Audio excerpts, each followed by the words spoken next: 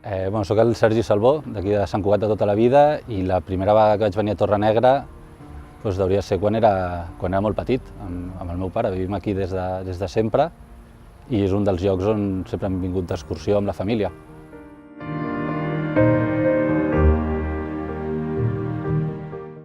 Bé, fins on jo sé, el conflicte neix arrel d'un projecte d'urbanització de la zona.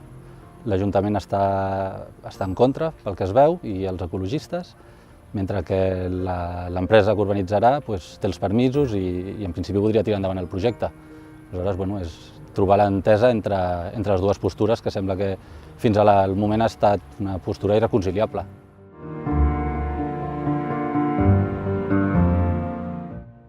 Quan era petit venia d'excursió i ara ja sobretot vinc a córrer pel camí d'aquí de Can Borrell per pujar fins a Sant Medir, sortir cap a Cerdanyola Corrents o fins i tot passar i pujar fins al Tibidabo. És un camí molt maco per sortir a córrer. És veritat que si vens al cap de setmana hi ha moltíssima gent, però entre setmana cap al vespre la veritat és que s'està molt bé.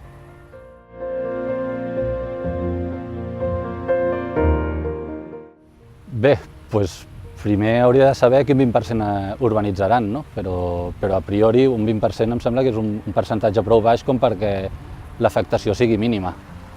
Però sense tenir exactament on edificaran i què és el que faran, és complicat parlar i saber com afectaria.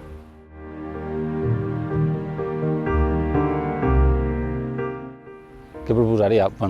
El primer que se seguessin a parlar amb la ment oberta, vull dir, al final són dues postures que jo crec que poden arribar a una entesa, sobretot si el projecte és urbanitzar només un 20% de la zona afectada.